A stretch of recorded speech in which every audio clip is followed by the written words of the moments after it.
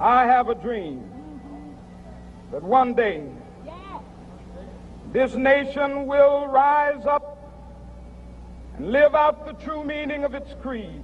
I have a dream today. 2 days after this speech, the FBI classified Martin Luther King Jr. as the most dangerous threat to national security in America. He delivered this speech August 28, 1963, and less than a month later, the 16th Street Baptist Church was bombed by 4 KKK members, killing 4 black teenagers by the names of Addie Mae Collins, Cynthia Wesley, Carol Robertson, and Carol Denise McNair, and severely injuring more than 20 others. Now, had the FBI viewed the KKK, you know, the group of people lynching, murdering, and raping black people in America, as the biggest threat to national security, some could argue attacks like that could have been prevented. But that would mean actually focusing on the clear threat. I mean, and who wants to do that, right? Nonetheless, when you look at the way Dr. King was surveyed, simply for using the power of word to activate and ignite a movement as one of the greatest threats to the country, it was another prominent example of an issue that has plagued American history since its beginning: the vilification of black people who seek to shed light on injustice. One that, oh yes, while many things have changed, is still prominent today. And I know this is around the point where you'll scream, oh, you're just race baiting. That was the 60s, things have changed. Well, I'm glad you mentioned that, because let's journey back to just last year, where a leaked FBI report highlighted the imminent threat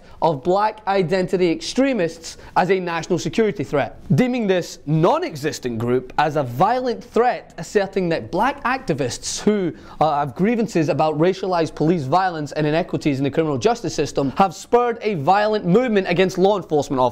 And when you weigh up this terminology to the Bureau's infamous COINTELPRO program of the 1960s and 70s, under which J. Edgar Hoover set out to disrupt and destroy virtually any group with the word black in its name, it has frightening and dangerous similarities. Now, aside from the fact that it has been proven time and time again that white identity extremists are the greatest threat to Americans, it is still perceived that radical black people who want to say, hey, stop killing us, are considered to be the biggest threat to America. Hell, when Jeff Sessions was asked about whether there were any white identity extremist groups under surveillance, he said this: but it's not coming to me at this moment.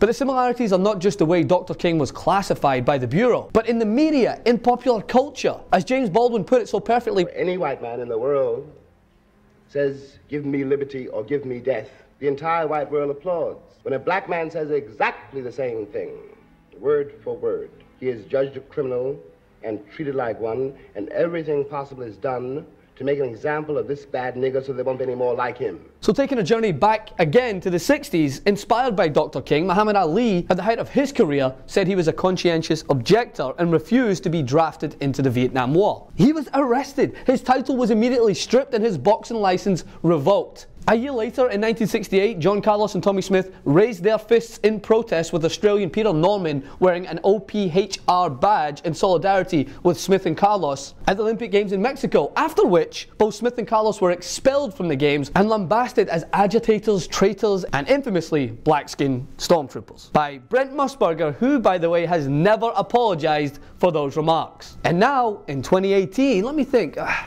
who else has spoken out against injustice and as a result was tarnished by the mainstream media, lambasted as a disrespectful thug, and ultimately lost his job as a result of it? Oh, that's right, Colin Kaepernick. The man who literally could not have embodied Martin Luther King anymore in his approach if he tried, has been raked over the coals ever since he took a knee. Oh, but don't worry, those who scorned him for this are now out here sharing Martin Luther King quotes and praising the great doctor. I swear I'm in the twilight zone. The bottom line is, it is important to celebrate what Dr. King stood for, but not by standing by and watching those who look to mirror his image be tarnished and silenced, but by standing with them and lending your voice to the fight. Because as Martin Luther King Jr. said, our lives begin to end the day we become silent about things that matter. Follow me on Instagram at Francis M. Maxwell, on Twitter also at Francis M. Maxwell. Like and share the video. Continue to resist.